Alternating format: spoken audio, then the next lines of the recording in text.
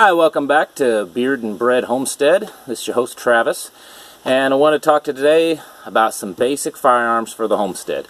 Now, those of you that are into guns or maybe already homesteading and have the things that you need for defense and hunting, you may see this video and say, man, that is so basic. Well, that's the point of this. This is for those of you that maybe you're not homesteading, maybe you still live in the city, in the urban areas, or maybe you're just kind of moving out and you know nothing about guns. You know nothing about firearms. You've just never had them in your life. Maybe you once were even kind of anti-gun. This is for you guys. And the point is to show you that you don't have to go out and spend thousands and thousands of dollars on firearms. It's very easy to do.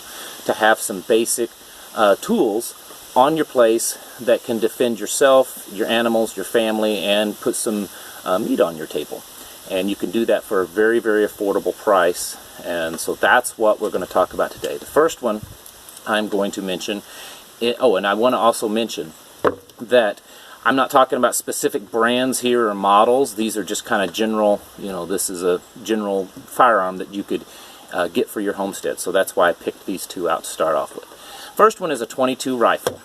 This is a semi-automatic rifle. You load in a little tube here that's in the stock, and for each time you pull the trigger, one bullet comes out and it cycles the next round. So you don't have to rack the slide or cock it or anything like that. It just, you pull the trigger and loads the next one, you pull the trigger again. This is a very good basic beginner type of firearm that I use all the time. One thing, they're really cheap to shoot, so it's a good way that if you've never shot a firearm before, this would be something that you could get good at for a very low cost because the ammunition is very cheap. You can hunt a lot of small game with this, and you can also protect a lot of your animals on the property with something like this. Say things getting in a chicken coop, raccoons, possums, different things like that. This is a good choice for that. It's also a good beginner gun for kids. Maybe you want to start teaching your kids how to shoot. .22 rifle is really the way to go. Now, something like this is like a late 50s, early 60s model. Still very, very good. In fact, in my opinion, something like this is probably better than most of your new .22s on the market today. But they're really cheap to find. You can find them in pawn shops and gun shows, even yard sales, depending on, if they have them for sale in your state. Some states don't allow that kind of stuff. But this one you can find for less than $100 probably. This one's in decent shape, but I wouldn't be surprised if you could find a good functioning .22 semi-automatic or bolt-action rifle for $50 to $75. Very, very easy to do. And so I would suggest looking at something like this.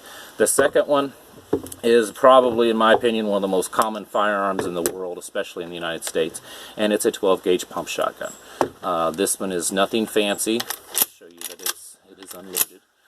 There's nothing fancy with this thing. It's got the big old long barrel on it. This is an old copy of a Mossberg 500 made by Western Auto. This one's actually in pretty good shape for its age, but you could pick these things up a lot of times for, again, $50 to $75. And it will do just about anything that you need on the homestead.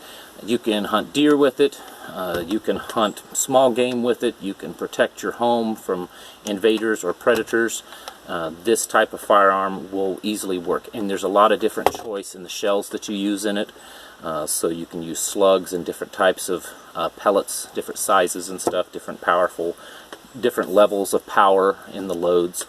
So there's a lot of variety, and you can also pick something like this up, like I said, for $50 to $75. Is not uncommon. At least $100, but if you look around, you could certainly do cheaper. So you could, in theory, buy both of these guns for $100.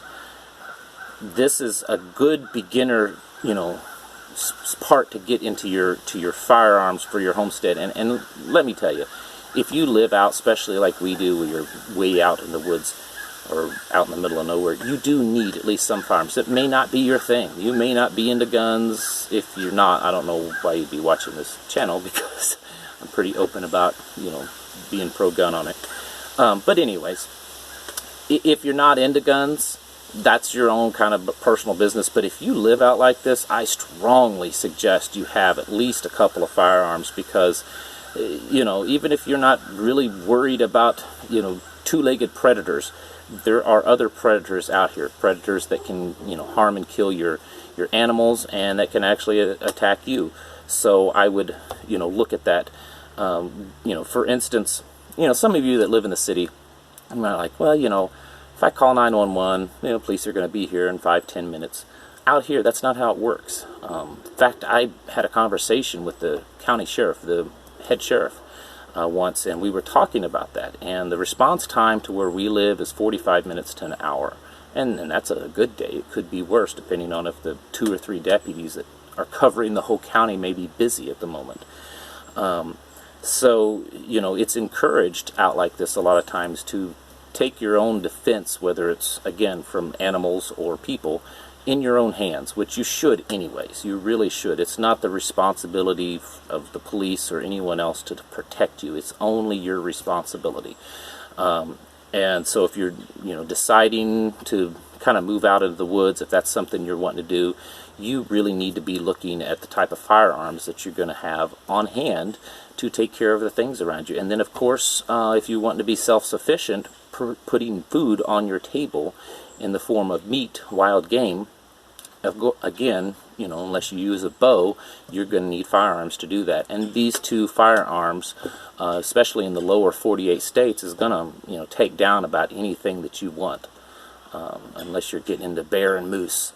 So again, that's a suggestion, and I know this is really basic. You know, those of you that's more experienced and stuff, you're probably laughing and saying, you know, that's, man, I learned that when I was a kid. But you got to realize not a lot of people, not everybody knows that, especially those that are just beginning down this path of, you know, self-sufficiency and preparedness and, you know, homesteading. So I just wanted to mention that with these 2 firearms. There is nothing fancy or special about either of them. I mean, there really isn't, but they function well, and they do what they're supposed to do, and that's really all that matters.